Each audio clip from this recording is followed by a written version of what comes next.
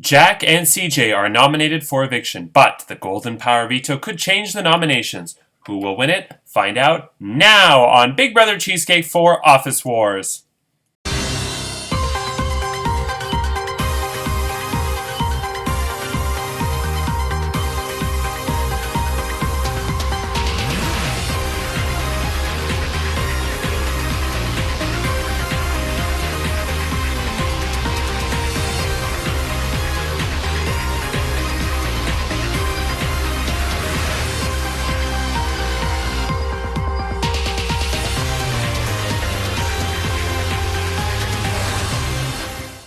Megan, Bo Beggin, Banana Fana, Fofeggin, Fee Fi, Mo Eggin, Megan. That was a little homage to Megan because, like I said, she doesn't like that she can't fade back into the background and she has to be in the forefront. And yesterday, the Reality Realness crew, they posted a special weekend episode where they once again mentioned Megan multiple times. And, yeah. So hello, I'm Andrew Shevsik Moonves. Welcome to Big Brother Cheesecake for Office Wars. It's day 20 inside the Big Brother Cheesecake house, and this week Kat is the head of household. She nominated Jack and CJ for eviction, but the Golden Power Veto could change the nominations. Who will win it? We'll find out shortly. But first, like I said earlier, the Reality Realness crew posted a special weekend episode, which I thought was fantastic. And the funny thing, and I posted the link in the group chat and in the public forum, and the thing that just killed me, it absolutely killed me, was Jojo and I were talking for a good 2 hours yesterday about boys, ex-boyfriends, boys we'd like to become boyfriends, boys I would like to become boyfriends. And so basically boys. And then he out of nowhere messaged me and says, I really got to hurry because I got to do Reality Realness. I'm thinking, are you drunk? Do you not know what day of the week it is? But then, they surprised me with the special weekend episode. So one thing they mentioned was Ryan's voice. Ryan told me that it's on the tip of his tongue and he can't figure it out. So I'm going to make everybody suffer for a little bit and try and figure it out. I'll give you a hint. It is a character from a television show. So that doesn't really narrow it down much for you. They also mentioned whether the fight between Brandon and Ryan was real or not. That fight lasted a good hour, and I would be really shocked if it was completely staged. Especially considering I know kind of the web of alliances going on, and I could see why there would be friction between Ryan and Brandon. And they're both in accounting, so they're both safe. So the tension that's been building for the last week, finally they figured out, fuck it, I'm safe now, may as well just get into it. And there was something else. Of course, the mole had a message, and honestly, 5 times I watched it, I couldn't stop laughing because I actually got startled from the sound effect, as I always do, and at the joke that there might be a back door this week, and Andrew likes a good back door, or likes it in the back. So I couldn't stop laughing. And also that voice kind of turned me on too. So I was laughing and getting turned on. So I honestly, I tried paying close attention. Something about why were Kat and Brazil not there for the accounting fight. Kat's car got broken into. And the assholes that broke into Kat's car, they ripped up the ownership and the registration. What do you gain from that? I get you break into a car and you steal whatever you can, which is still dumb, but what do you gain from ripping up somebody's registration and ownership? Like, it's just stupid. And insurance, I mean. And then Brazil is on night shifts, so she was sleeping at that time. And there was something else the mole said. Now, the mole discounted anybody whose name doesn't have A as not being the mole, but of course the mole is a liar, so who knows if that's true or not. And what's interesting too, the Reality Realness crew talked about this. We're getting to the point after this week, the mole has only 2 weeks left to get evicted if he or she cannot do it this week. There was on Instagram, a mole page.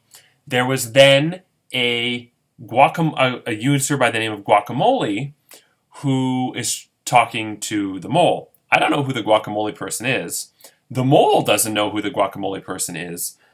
And what I find interesting about that is finally the light bulb went off in somebody's head. I've been trying so hard not to scream at people in the diary room because the mole twist was partially designed so that, just like with the MVP twist in Big Brother 15, that if you want an ally in the mole, if you think you know who the mole is, why don't you weaponize the mole? Use the mole to your advantage. If you're head of household and you evict the mole, you make a deal with the mole to keep, to keep them in the game. You're head of household. You evict the mole, so the mole comes back. So you were safe the week you were head of household. You had no blood on your hands. The mole comes back, evicts two people who is not you, so you're safe for another week with, again, no blood on your hands because the mole did all the work. So I've been trying to say this since week one. If you're that sure you know who the mole is, why not work with them and bring them into the game?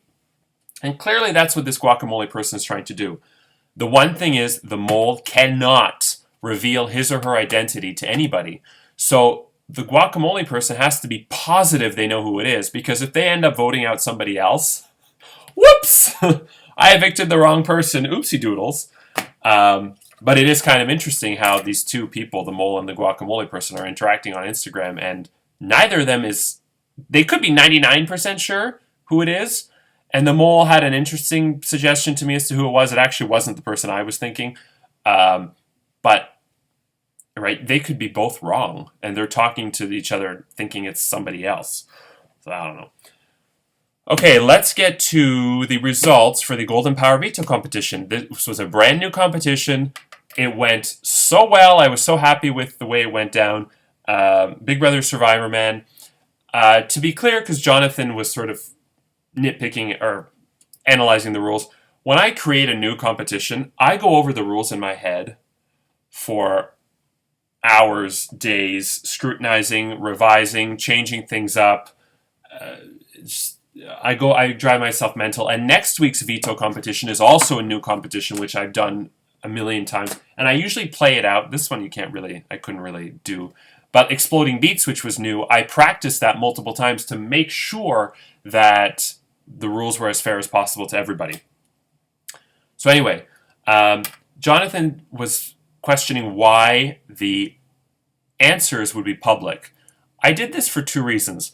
One, the questions were difficult. So people were already not sure on a lot of them and getting them wrong. So I wanted them to see what other people said to help them decide whether to stay or fold. Also, because of the stay or fold, you could get all the questions right and fold too much and you lose, or you could get all the questions wrong and stay at the wrong time and get eliminated. So the stay fold thing mucks things up anyway. So I don't care that people saw each other's answers. Plus, with the time limit of 30 seconds, you have to be really fast, so you don't have that much time to analyze everybody else's answers anyway. And there were a couple people who timed out on certain questions and didn't get their answer on time. Okay, but it was a great competition, and I have no problem with Jonathan bringing up those questions, because I did, like I said, when I scrutinized this, I did go over in my head, what should I do?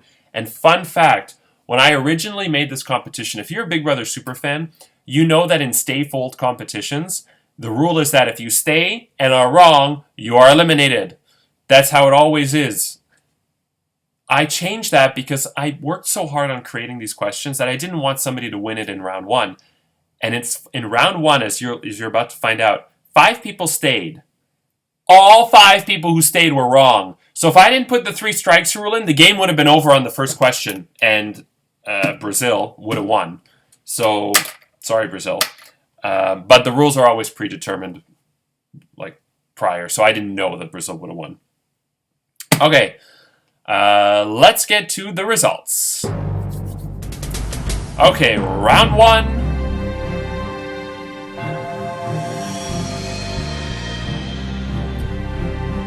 Kat says B, Namibia. So does Marcin. Jack and CJ and Megan say A, South Africa. Brazil times out after I say peach pie. Everybody stays, except Brazil, who timed out. And the answer was D, Madagascar. So that all those people get a strike except for Brazil. Round 2.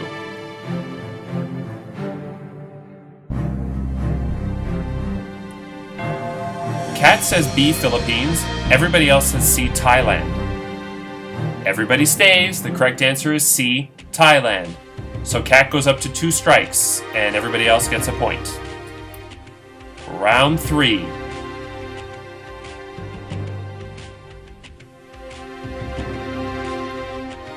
CJ, A, Bulgaria. Brazil, Megan, B, Romania. Everybody else, D, Hungary. Quite a few people folded here. Jack was the only person who stayed, and Jack was correct. D, Hungary. So Jack goes up to 2 points. Everybody else 1, Kat 0.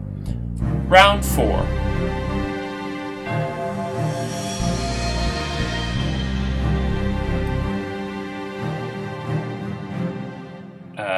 B, South Korea says Marcin, Brazil. Jack and Kat say A, North Korea. CJ, C, Japan. That means somebody... Oh, sorry. Let me specify. Marcin and Brazil say B, South Korea.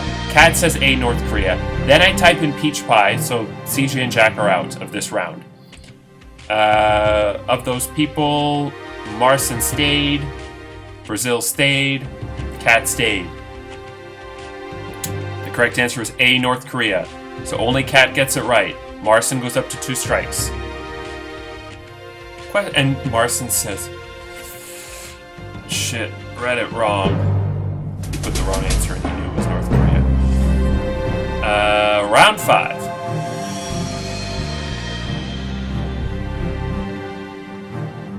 CJ, Jack say A, Canada. Brazil, Megan say B, USA. Marcin, Kat say D, Russia. Everybody stays except Brazil and Marcin, and the correct answer is B, USA, which means Kat was eliminated. And Kat then messages me saying, "Hi, my name is Kat. I have an honors political science degree and I edit the news. I also used to be a political strategist and analyst for the Prime Minister of Canada. Yet I can't tell where anything but North Korea is or how to play a low-risk game." So yeah, so Kat was the first one eliminated. But I actually messaged her before the competition started. And I said, I don't know why, but I think you're going to lose this comp. So she met my expectations. And I took a long time there because what happened was I was scrolling up and down to correct the scores. And if people start typing into the chat, then it screws up the Facebook group. So that's what happened. So then I asked everybody to not say, because Ryan is like, say Fudgy the Whale, goddammit! And yeah, but anyway, so that's what happened. So Kat is eliminated. I don't know where the hell I am now. Jack has 2, Megan 2, Brazil 1, CJ 1, Marcin 1. Round 6.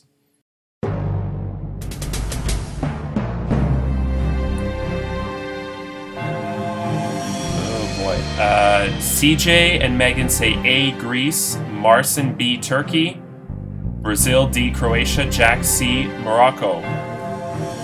CJ, Brazil, and Jack stay. The correct answer is C, Morocco. So CJ is eliminated. Jack goes up to 3, Megan 2, Brazil 1, Marcin 1. Round 7.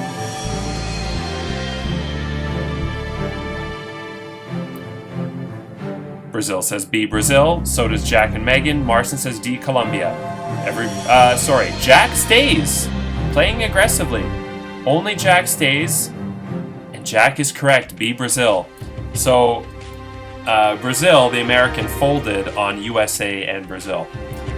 Jack 4, Megan 2, Brazil 1, Marcin 1. Round 8.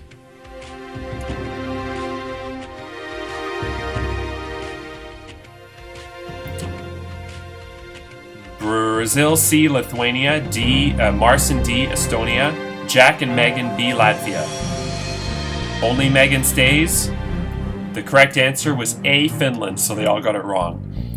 I accidentally said Megan was eliminated, but I didn't realize that she only had 1 strike. So Megan goes up to 2 strikes.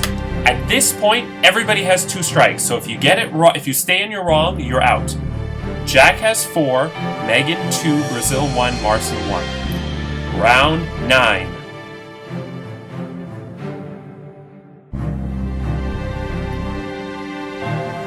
Brazil and Marcin C, Italy. Megan and Jack B, Spain. They all fold. Good thing, because the correct answer was A, Portugal. Round 10.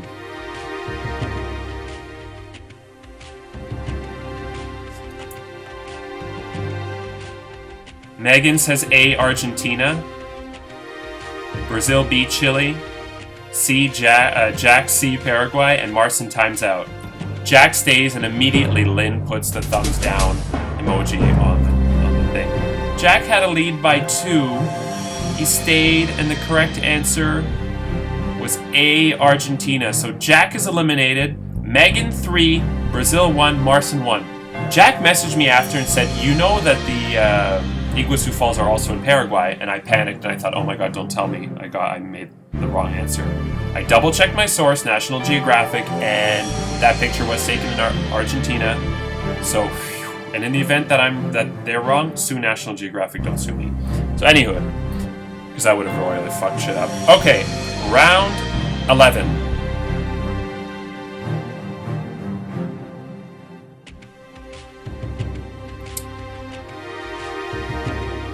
They all say D, New Zealand. They all stay. They're all correct. Megan 4, Marcin 2, Brazil 2. This is where it gets interesting. Megan has a lead by 2 with 1 round left, round 12.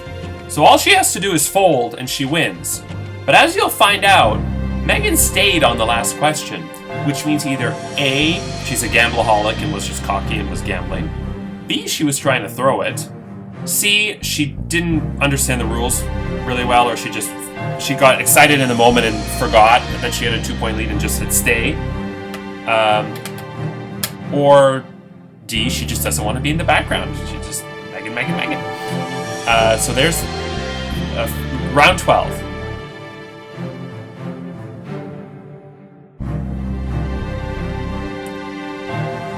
Marcin and Brazil say B, Iceland. Megan says C, Norway. Megan and Brazil stay. So now, Megan has to get it right, or Marcin wins. And the correct answer was C, Norway. Megan, congratulations. You have won the Golden Power of Veto.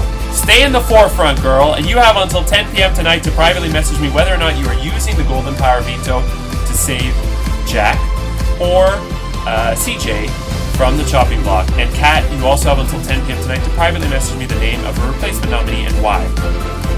Really quick, because I'm way over on time. Everybody said congratulations, and then it got quiet fast. Because, again, I know from DRs that Megan was the one person who, if she won, people weren't 100% sure as to what she was going to do. Like, she's more of a free agent. So just like Marcin in week 1, people were messaging her right away. The main chat got quiet right away, and I'm assuming all hell broke loose because some people want her to use it, some people don't. What's the big plan going on? I don't know. We'll find out soon. Will Megan use the Golden Power Veto to save Jack or CJ? Find out tomorrow in the Golden Power Veto ceremony. Tuesday, the final 2 nominees plead their case, and we learn the rules for the next Head of Household competition, which is a classic competition with a facelift.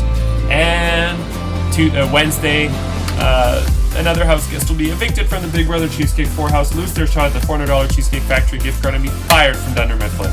I'm Andrew Shepsick Moonves. Take care, and we leave you as we eavesdrop on the house guests. Good night.